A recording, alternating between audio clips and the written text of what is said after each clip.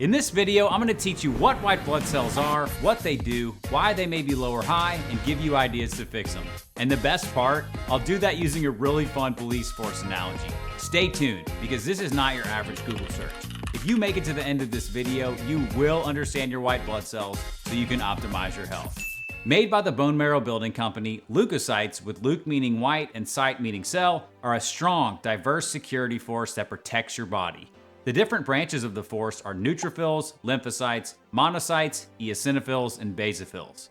They can be memorized with the mnemonic, "Never let monkeys eat bananas." The total normal leukocyte count is between 4,000 to 11,000 cells per microliter of blood. Neutrophils are the city cops. There are tons of these guys, making up between 40 to 70% of the whole force. They patrol the blood streets, and when a crime occurs, they're the first on the scene.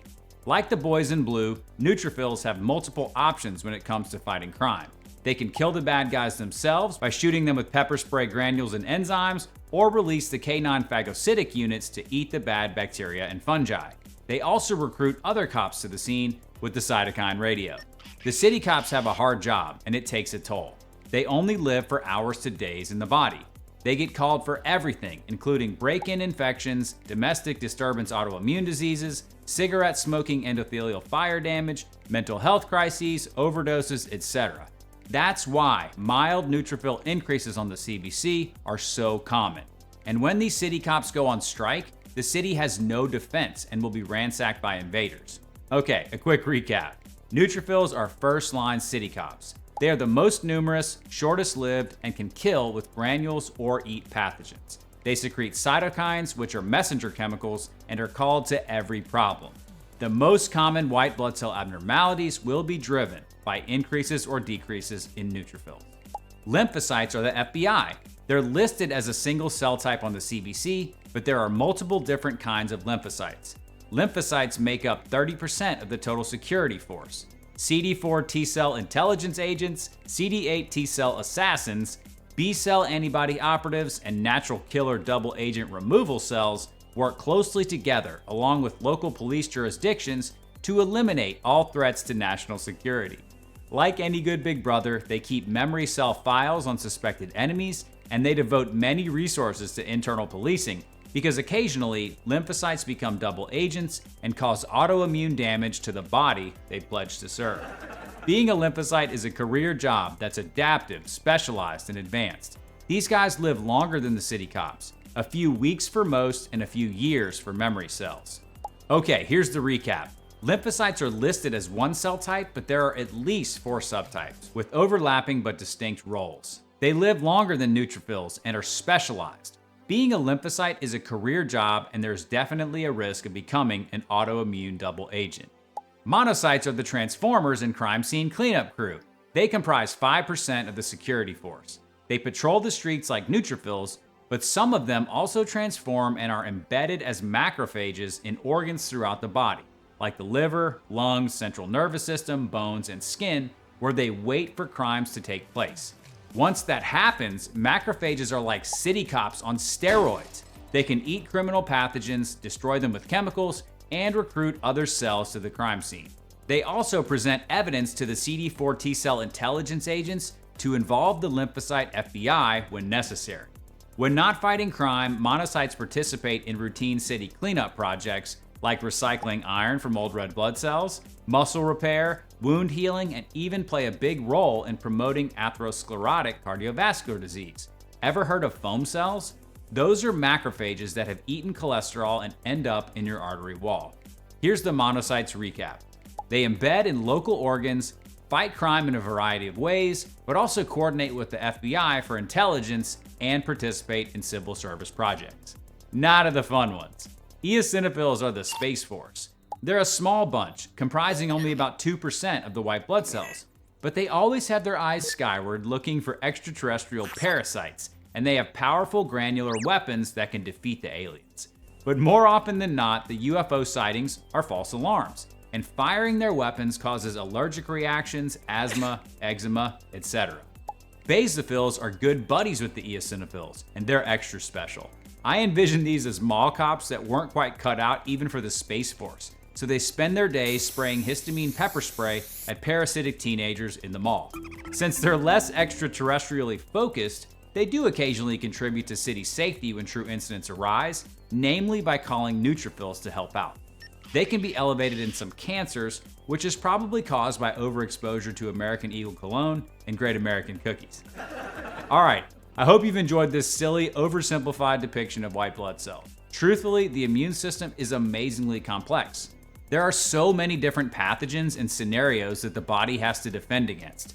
The intracellular communication, differentiation, and ability to adapt to keep us healthy is nothing short of remarkable. So please forgive me if that was too much. But my hope is that personifying these cells, you'll be able to better understand the gist of them and properly answer the question that may have brought you to this video in the first place. Is my white blood cell abnormality meaningful? First, a few common scenarios. Tobacco smoking increases white blood cell counts by up to 25% compared to non-smokers, and the elevation affects all white blood cell types. Obesity causes elevated white blood cells, specifically neutrophils and lymphocytes. These conditions cause elevations that may not cross over the upper limit of normal threshold, but they're important because they're states of chronic inflammation. And chronic inflammation is the driver of all metabolic diseases. If obesity is your cause, download my free weight loss checklist today. Pregnancy is also a cause of elevated white blood cells. Here are 4 clarifying questions to help figure out your white blood cell abnormality. Number 1, are you sick? Number 2, are the white blood cells high or low? Number 3, what specific leukocyte subtypes are abnormal? Number 4, how abnormal are they? If you're sick, expect them to be abnormal. Here are some classic white blood cell associations. Neutrophils are often elevated in bacterial infections. Lymphocytes are increased in viral infections.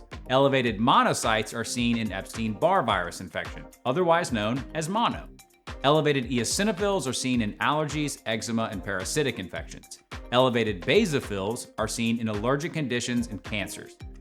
When should you worry about your white blood cells? Here are 4 specific circumstances. Number 1, severe elevations, with the exact number being debatable, but I'd say over 25,000.